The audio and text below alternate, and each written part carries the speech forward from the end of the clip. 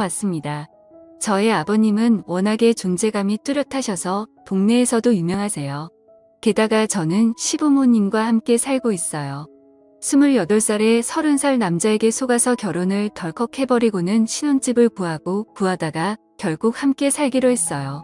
처음에 딱 3년만 지낼 생각으로 왔습니다. 그러다가 결혼 후 3년째 되던 해에 시아버님의 우는 모습을 보고서는 조금 더 지내게 되었고요. 사정이 있었어요. 일단 저는 아이가 둘 있습니다. 첫째는 사내아이고 이제 초등학교 3학년이 되었어요.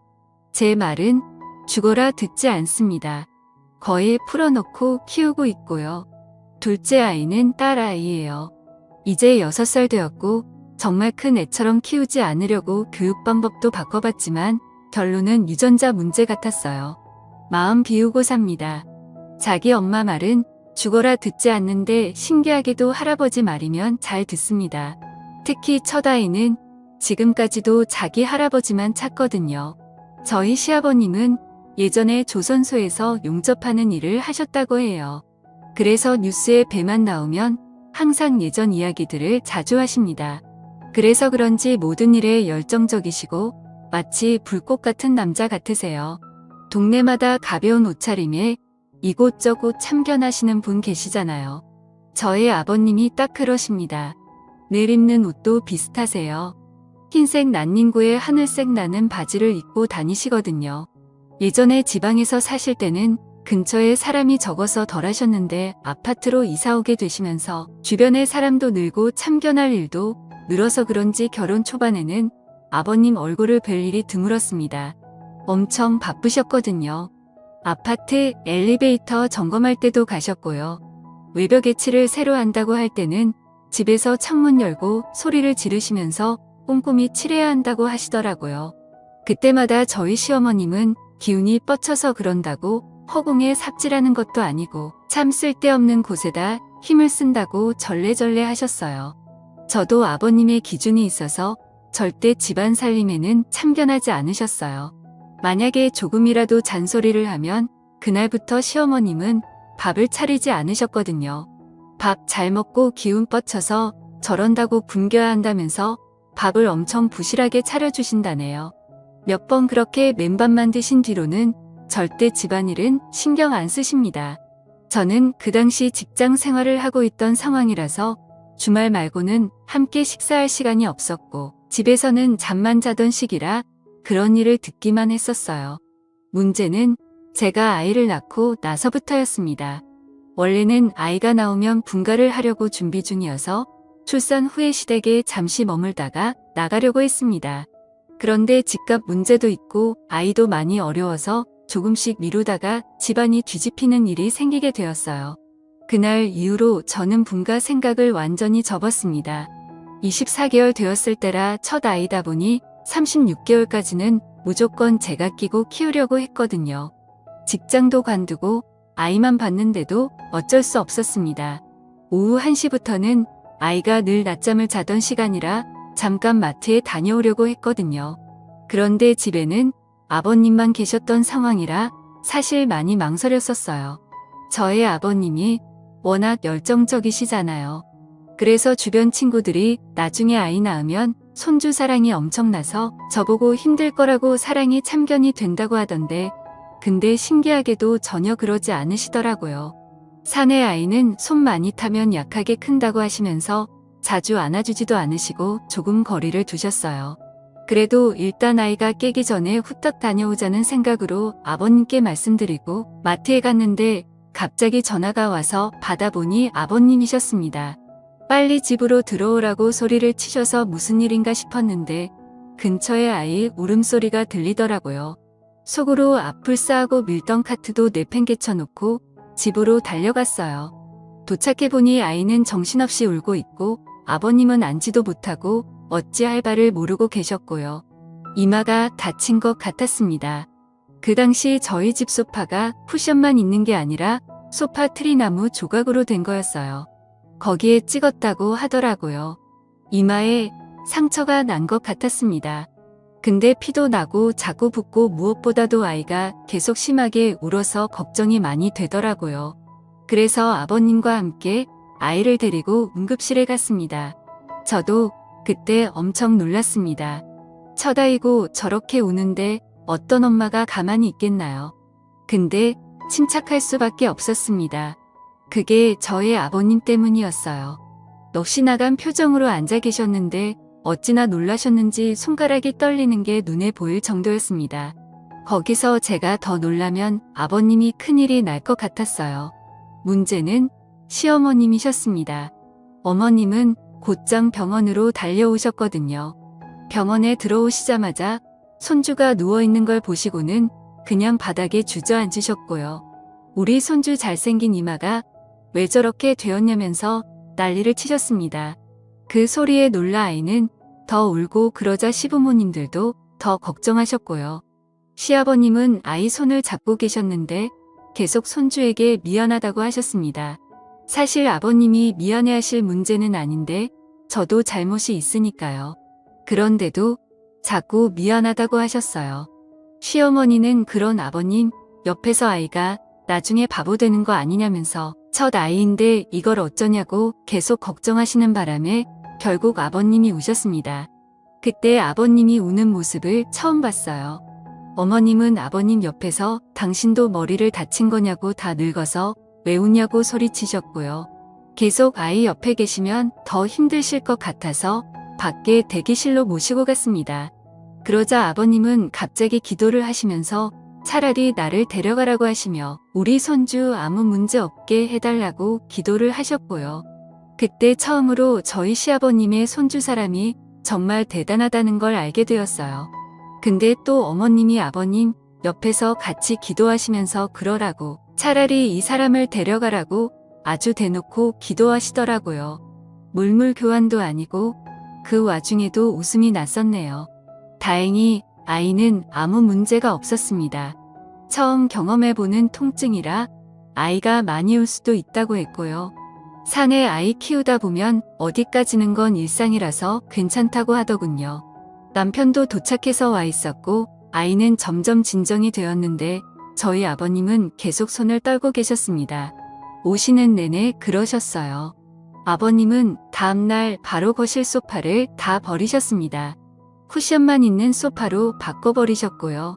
집안 구석구석 날카롭거나 모난 곳은 다 스펀지를 붙이셨어요.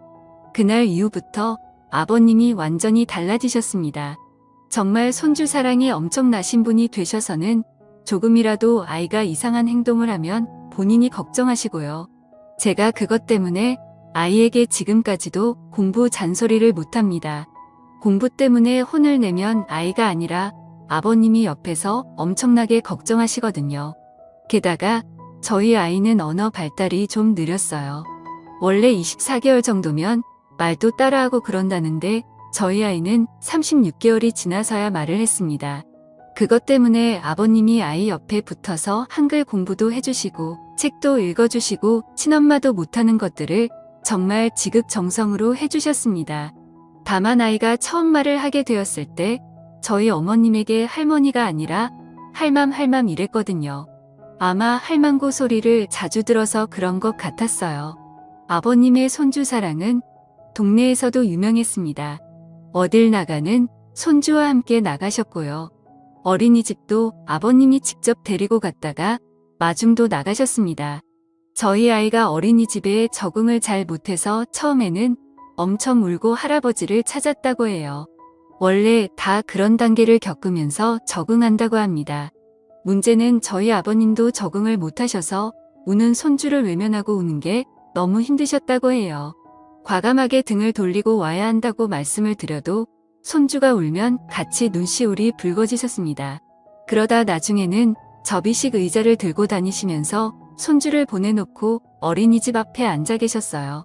거기 앉아 계시면 저희 아이가 어린이집에서 놀다가 창밖으로 할아버지가 있나 없나 찾아본다네요.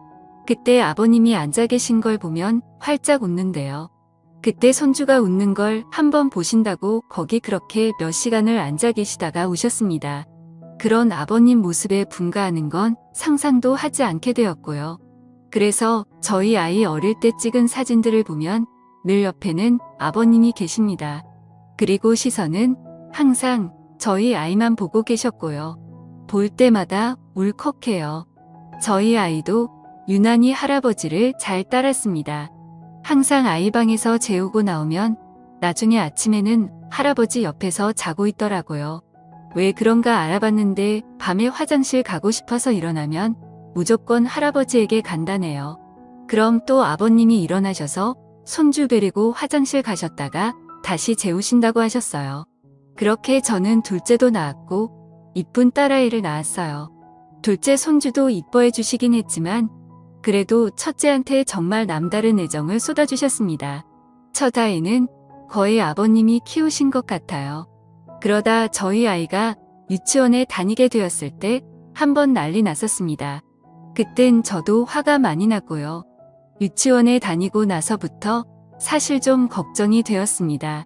조부모 손에 자란 아이들이 많이 싸운다고 들었는데 오냐오냐하며 자라면 특히 그런다고 했습니다. 저희 아들 경우에는 조부모 손에 큰 게 아니라 그냥 품속에 있다가 유치원에 간 거잖아요.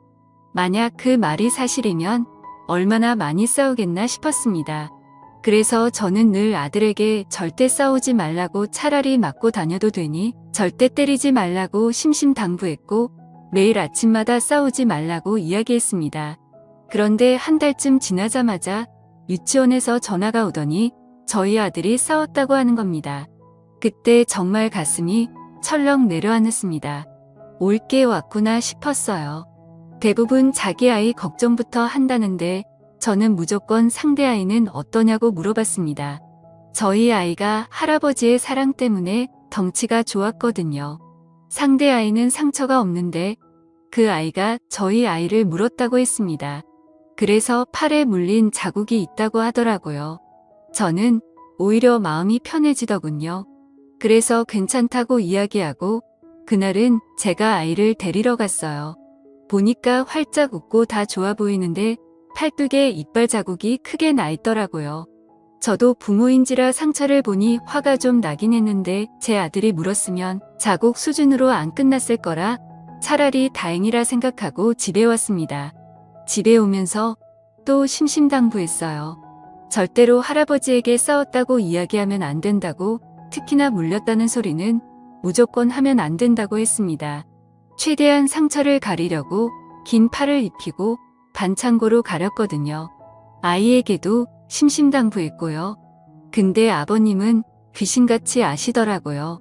참 신기했네요. 아이가 노는 모습을 보시다가 팔을 왜 그렇게 움직이냐고 하시며 아이에게 다가가셨습니다. 그러면서 팔을 걷어붙이고 붙인 밴드도 떼어버리시더라고요. 그리고는 아이 머리카락 사이사이를 보면서 다른 상처 자국이 있나 살펴보셨습니다. 사실 그건 저도 안 했던 건데 아버님이 다 살펴보시더라고요. 머리카락부터 발가락까지 아주 자세히 보시더니 그제야 아버님이 어디서 물렸냐고 친구랑 싸운 거냐고 물어보시더라고요. 저는 너무 놀랐네요. 아이는 저를 한번 쳐다보다가 할아버지를 보다가 번갈아 가며 쳐다보다가 그냥 방으로 뛰어들어갔고 아버님은 아무렇지도 않게 TV를 보시더라고요. 아버님은 별다른 반응이 없으셔서 오히려 제가 물어봤어요. 크게 물린 것도 아니니 너무 화내지 마시라고 했습니다. 근데 아버님은 괜찮다고 하셨어요. 아이들끼리 싸우건대 어떠냐고, 그리고 원래 지는 쪽이 악에 받쳐서 무는 거고 물린 쪽이 이긴 거라며 웃으시더라고요. 그래서 괜찮다고 하셨습니다. 다음 날은 아버님이 아이를 데리고 유치원에 가셨어요. 그런데 돌아오실 시간인데 늦으시더라고요. 거의 점심시간이 다 돼서 들어오셨어요. 표정이 엄청 어두워 보이셔서 무슨 일이 있었는지 여쭤봤습니다. 어제 그 싸웠다는 애 엄마를 만난다고 하시더라고요. 그래서 늦었다고 하시면서 손주를 유치원에 보내고 혹시나 해서 예전처럼 구 유치원 앞에서 계속 있으셨대요. 아무래도 손주가 물리고 와서 걱정되셨겠죠. 근데 문제는 어떤 엄마가 아이랑 같이 들어오더니 딱 봐도 화가 잔뜩 난 표정이었답니다. 그래서 유치원 가까이 가보니 저희 아이랑 싸웠던 아이의 엄마였던 거예요. 거기서 막 소리를 지르고 난리를 쳐서 아버님이 가서 이야기를 한참 나누셨다고 합니다. 좋게 이야기하고 사과도 하셨다네요. 그래서 사과는 왜 하셨냐고 우리가 사과받아야 정상 아니냐고 여쭤봤는데 약간 미친 여자 같아서 그냥 사과하고 끝났다고 하시더라고요. 서로 자식 교육 잘하기로 했다면서 그렇게 말씀하시고는 방으로 들어가 버리셨습니다. 저는 뭔가 계속 찜찜했어요. 그래서 그날 아이 데리러 제가 갔습니다. 유치원에 가서 제가 그랬어요. 아까 아침에 저희 아버님과 무슨 이야기를 했냐고 물어봤어요. 상대방 엄마가 화가 많이 났다고만 이야기하더라고요. 아니 물린 쪽은 우리 아이인데 어처구니가 없잖아요. 그래서 아니 할 말 있으면 뇌들 다 있는 유치원에서 그러지 말고 나한테 직접 전화하라고 내가 엄마니까 연락하라고 했어요. 그러면서 제 전화번호를 알려주라고 하고 왔습니다. 그리고 그날 저녁에 정말 제 핸드폰으로 전화가 오더라고요. 근데 웬 남자 목소리가 나더라고요. 저보고는 그 아이 할아버지라고 하시면서 저에게 대뜸 자식 교육 똑바로 하라고 소리를 치는데 어이가 없었습니다. 그래서 일단 참고 듣다가 애 엄마를 바꿔달라고 했어요. 그 여자가 받자마자 누군 아빠 없냐고 하더니 저에게 막사 붙이더군요. 그래서 혹시 시아버님이 무슨 말 실수를 하셨나 싶어서 그날 아버님이 무슨 이야기를 했냐고 물었어요. 근데 사과만 하셨다네요. 나이 많은 사람이 사과하면 그냥 곱게 넘길 줄 알았냐고 그러더라고요. 그때 뚜껑이 열리더라고요. 물린 건 우리 아이인데 딱 봐도 아버님이 잘 넘기려고 사과하신 건데 그때 내가 있었으면 어림도 없었다고 했습니다. 한번 상처난 곳 사진 찍고 일 키워볼까요? 라고 소리를 질렀습니다. 그러자 다시 남자 목소리가 나더니 저보고 말 가려서 하라고 또 막 소리를 치는 겁니다. 자꾸 저에게 나이가 어쩌고 하면서 뭐라고 훈계를 하길래 누군 아버지 없습니까? 우리 아버님은 조선소에서 용접하던 상남자인데 바로 바꿔드렸죠. 근데 그때 제가 참았어야 했어요. 일이 걷잡을 수 없게 커졌거든요. 아버님은 전화를 받자마자 거의 전화기를 씹어드실 정도로 소리를 지르셨어요. 그러다가 대뜸 그럽시다. 만나서 이야기하자고 하더니 전화를 끊으시더라고요. 속으로 와 진짜 큰일이 났구나 싶었네요. 그러면서 나가려고 준비하시는데 대부분 밖에 나갈 때 외투를 입잖아요. 근데 저희 아버님은 정반대십니다. 위에 티셔츠를 벗으시더니 난닝구만 입고 나가시더라고요. 참고로 4월이었어요. 가서 확 물어버린다고 하시면서 나가시더라고요. 저도 너무 걱정돼서 무작정 그냥 따라 나갔어요. 유치원 건물 앞에서 만나기로 하신 것 같더라고요. 그쪽도 애 엄마랑 할아버지랑 둘이 나왔더라고요. 만나자마자 그쪽 할아버님이 저에게 자식을 어떻게 키웠냐고 소리를 쳤고 아버님이 그때 폭발하셨고요. 우리 손주가 뭘 어떻게 컸는데 그러냐고. 사실 저희 첫째는 아버님이 거의 키우다시피 하셨잖아요. 엄청 화가 날 만도 하셨죠.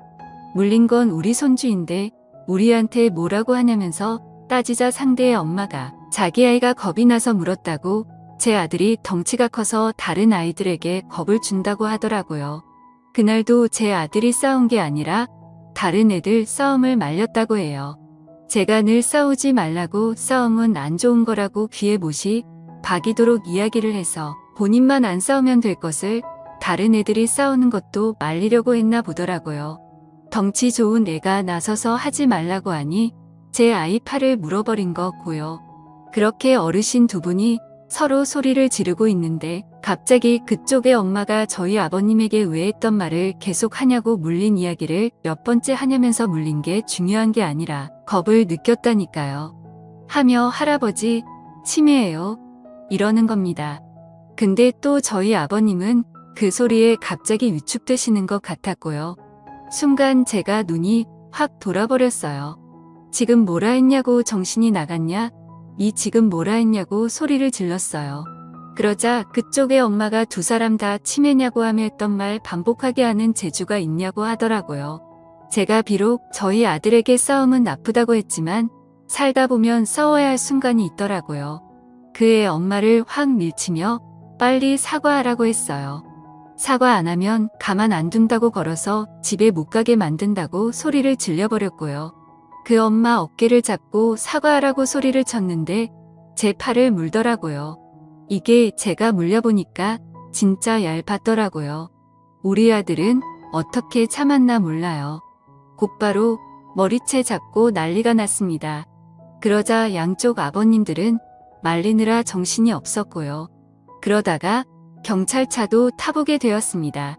잡혀간 건 며느리들인데 경찰서에서는 아버님들끼리 또 난리가 났어요. 나중에 양쪽 남편들이 도착해서 서로 사과하고 잘 마무리돼서 집에 왔습니다. 저희 아들은 할머니랑 TV를 보고 있더라고요. 머리가 산발이 돼서 들어온 제 모습을 보고 놀라서 저보고 싸웠냐고 엄마는 왜 싸웠냐고 묻더군요. 그날부터 교육 방식을 좀 바꾸기로 했습니다. 싸워야 할 땐 싸우라고 했습니다. 대신 물지는 말라고 그건 짐승들이나 하는 짓이라고 했어요. 그날 이후로 저는 유치원에 잘 안 갔고요. 아버님이 데려다주고 데려오고 해주셨습니다. 솔직히 제가 그의 엄마를 만나면 못 참을 것 같았거든요. 아버님은 그날 저에게 정말 잘했다고 내가 속이 다 후련하다고 하셨습니다. 근데 그때 정말 엄청나게 화가 많이 났었습니다. 지금 와서 생각해도 신기해요. 그렇게 시부모님과 함께 지낸 지도 10년이 넘었네요. 저의 큰애가 이제 초등학교 3학년이 되었으니까요. 아버님의 손주 사랑은 여전하십니다. 늘 아이가 학교에서 오면 이마에 뽀뽀를 해주세요. 예전부터 지금까지도 다른 곳이 아닌 이마에 하십니다. 그때 생긴 상처가 거기에 있거든요. 그 상처에 뽀뽀를 해주시면서 늘 가슴 아파하십니다. 엄청 작은 상처인데 그게 눈에 밟히셨나 봐요. 제 아이도 할아버지에게 오면 이마를 갖다 댑니다. 제가 직접 낳은 자식인데도 가끔은 싫을 때도 있고 미울 때도 있는데 어쩜 저렇게 한결같이 손주를 이뻐해 주시는지 가끔은 제 아들이 부러워 기도해요. 제가 이 글을 쓰게 된 이유가 옷장 정리하다가 생각나서 썼거든요. 아버님 옷장을 보니 외투가 많아졌더라고요. 그래서 마음이 좀 무겁네요. 예전에는 난닝구의 하늘색 반바지 한 벌이면 봄, 여름, 가을은 끄떡없이 쉬었는데 그러고 보니 요즘은 난닝구만 입으신 적이 없네요. 그것도 이제 알았네요. 시간이 많이 흘렀습니다. 저도 시아버님 덕분에 경찰서도 가보게 되고 그 이후로는 절대 그런 일은 없었지만 참 많은 일이 있던 것 같습니다. 어쩌면 그때 저의 아이가 이마를 다치지 않았다면 이런 추억은 없었겠죠. 저희는 분가했을 테니까요. 그러고 보면 정말 소중한 상처인 것 같습니다. 나중에 제 아들이 더 커서 교복을 입고 군복을 입고 양복을 입을 때까지 아버님이 제 아들 곁에 오래오래 계셨으면 좋겠습니다. 이마에 뽀뽀도 해주시고요. 제가 준비한 이야기는 여기까지입니다. 아버님의 손주 사랑이 너무 크고 넘쳐서 그 사랑이 온 가정에 다 스며든 것 같습니다. 참 따뜻하네요. 사랑이 아무리 따뜻해도 난닝구만 입으시면 안 됩니다. 외투 많으시다니 다행이네요. 오래오래 손주 곁에서 건강하게 더 행복하게 지내셨으면 좋겠습니다.